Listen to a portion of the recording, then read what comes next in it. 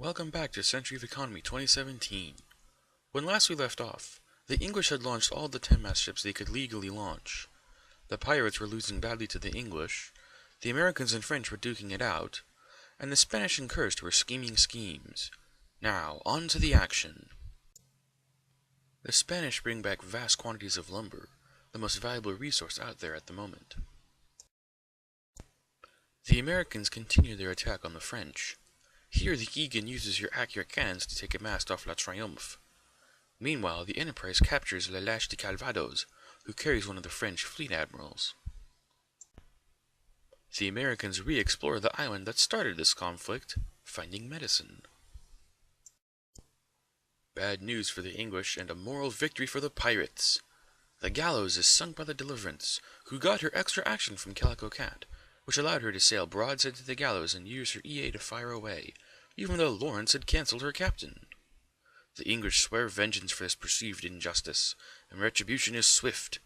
The Apollo and Nautilus derelict the Deliverance with a firemast, dooming the pirate warship. In a last-ditch effort to stay alive against the stronger Americans, the French go on a mega launch. The Argonaut, a custom foremast with built-in sim-action twice, with captain, helmsman, firepot, and Duncan Rossiu.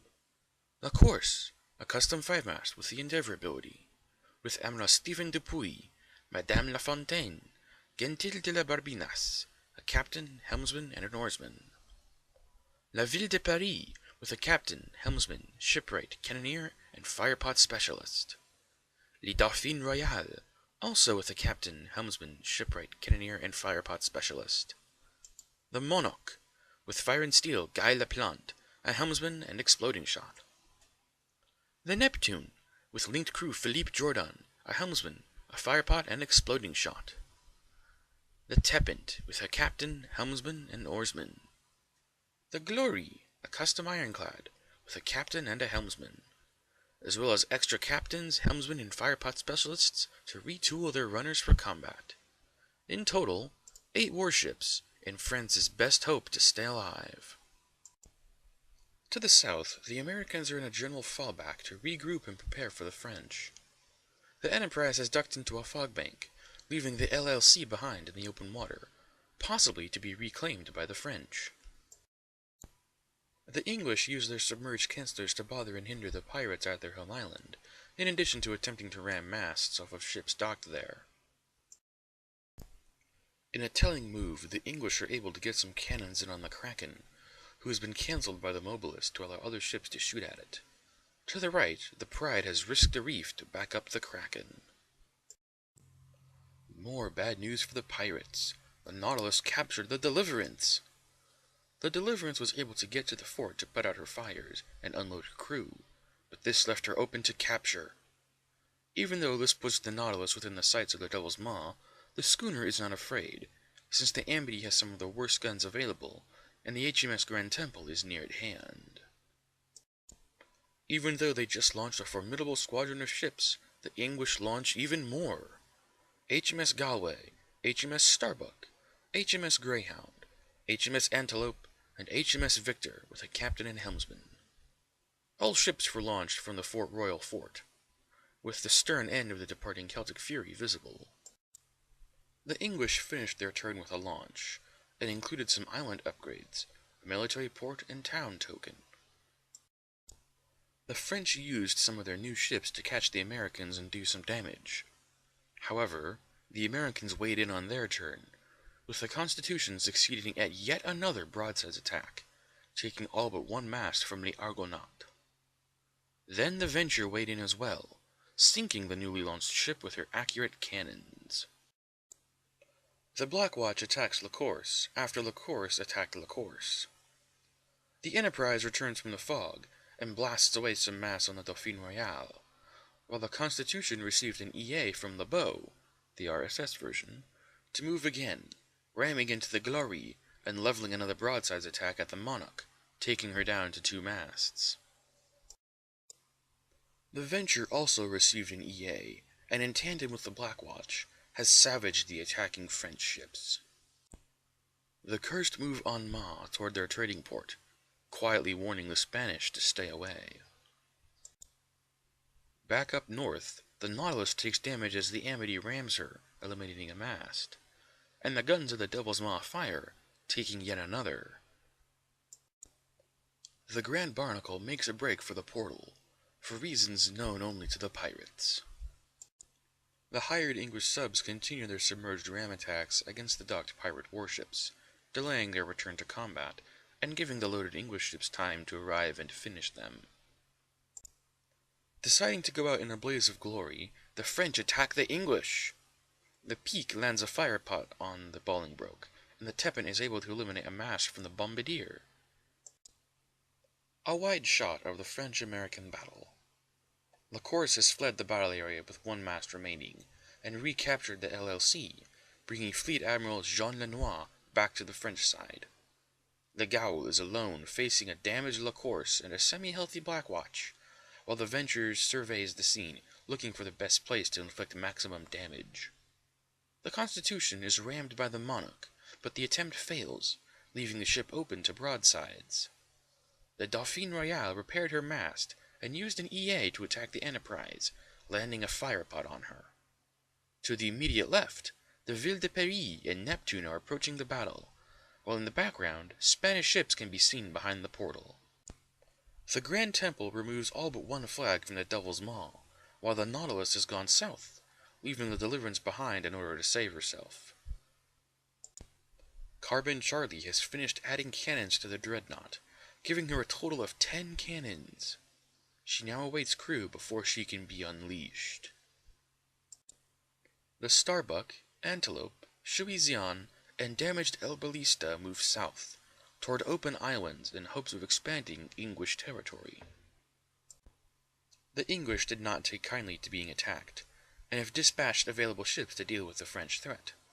The Bombardier has given the Teppan 2 fire masts, while the Victor, Galway, and Greyhound all converge on the island the Frenchmen are getting medals from, and at the bottom the topsails of the Leicester are visible heading toward the French home island. The English still have a strong position around the pirate home island, with all of their subs in the immediate vicinity, and the Apollo on the far side wasting the Kraken. The Bath looks to possibly raid the pirate home island, but doing so would be risky. Fort Royal. The English have embarked upon a costly expansion and upgrade system, with the HMS Benjamin and HMS Aberdeen Baron creating a level 2 colony on the island, as the Bolingbroke repairs.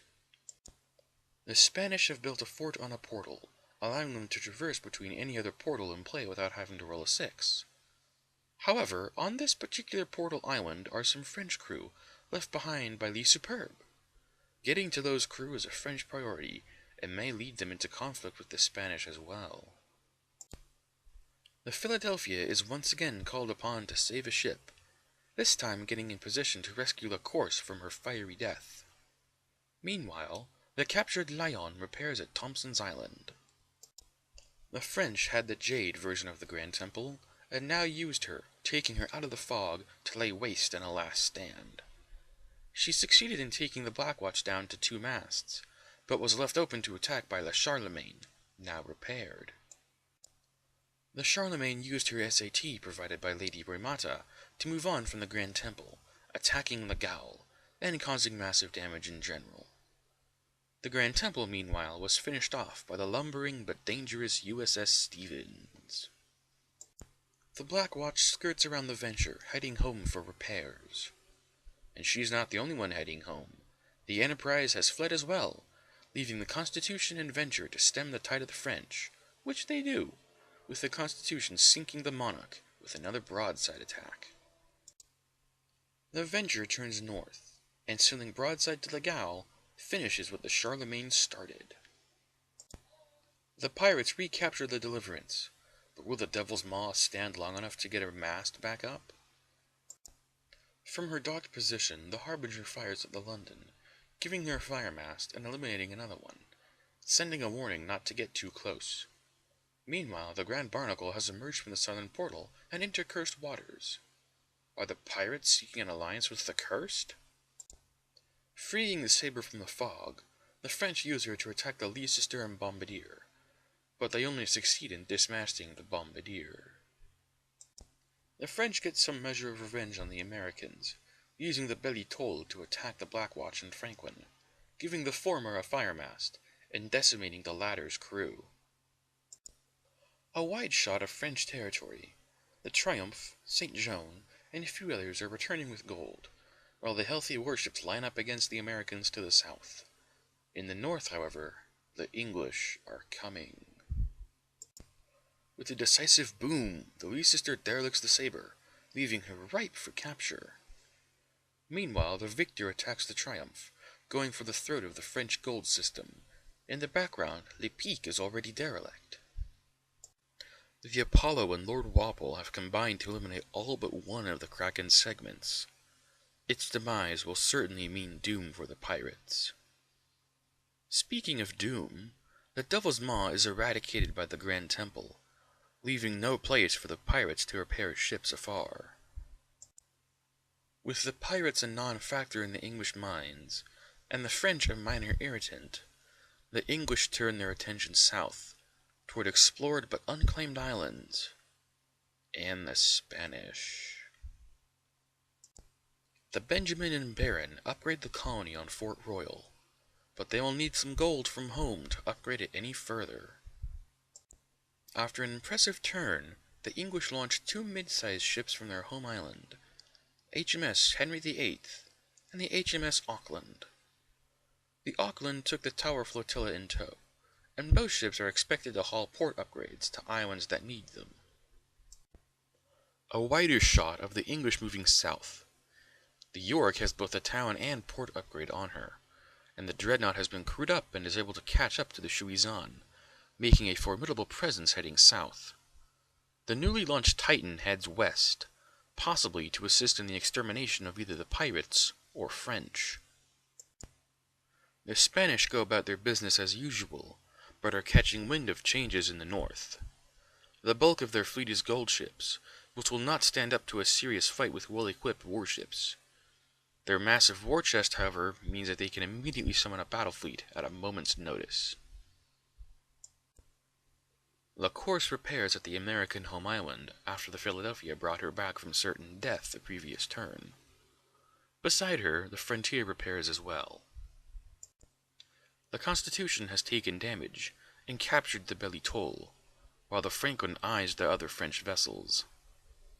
With the Venture acting as backup, the Franklin sails broadside to the Neptune and blows away 3 of her 5 masts. With extreme tenacity, the pirates get the Deliverance home to repair, and make what could possibly be their last launch. Fool's Hope, limited edition, with a captain and helmsman. For this game, we have made a rule that stipulates that the Rise of the Fiends limited edition pieces can be used if proxied by their regular release counterparts.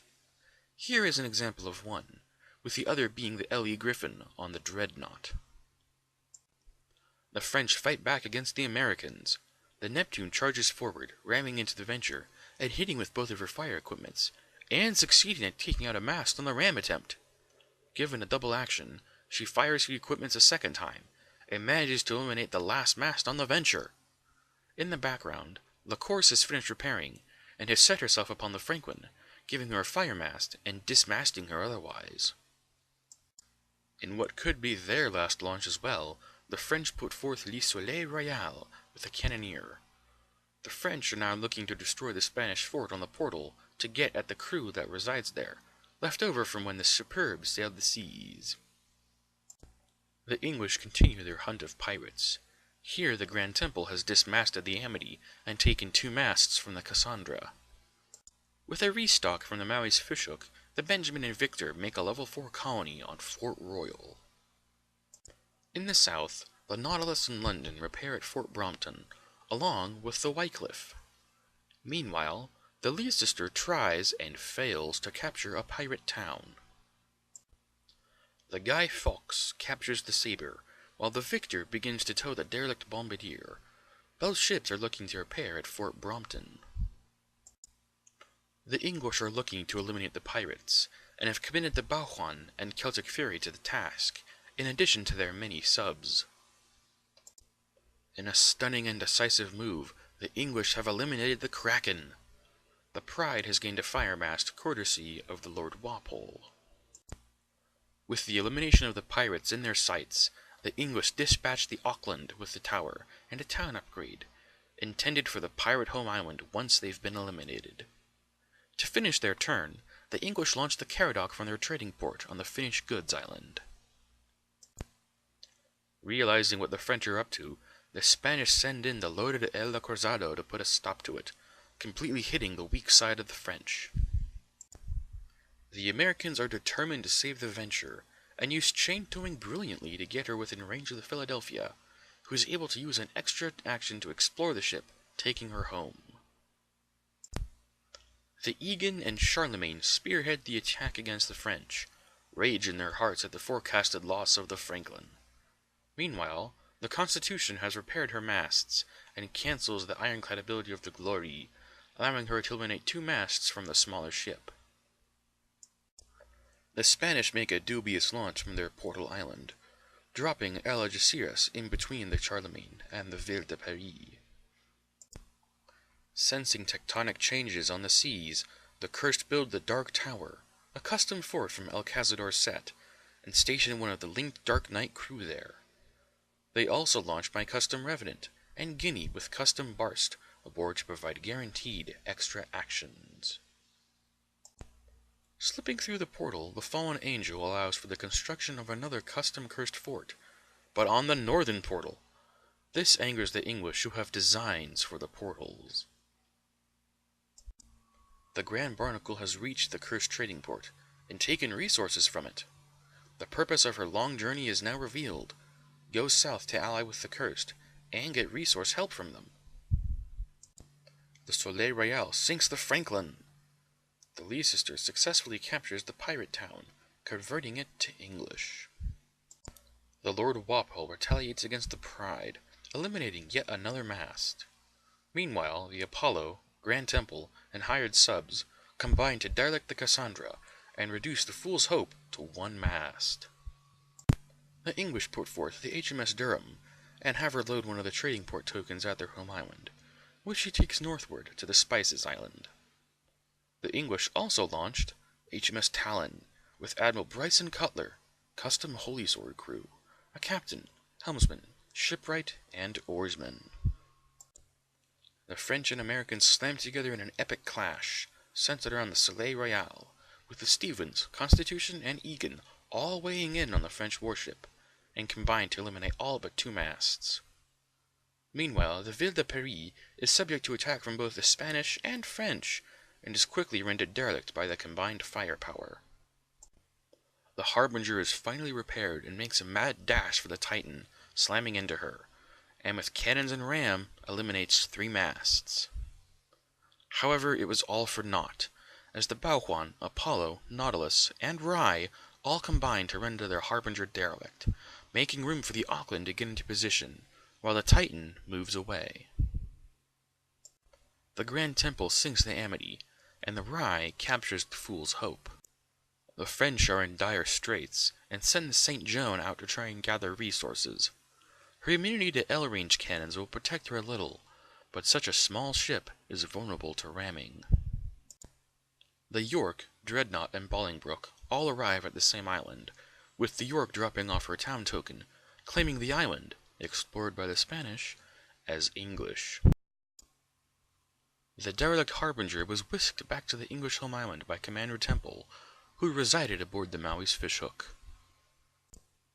That is all for this report.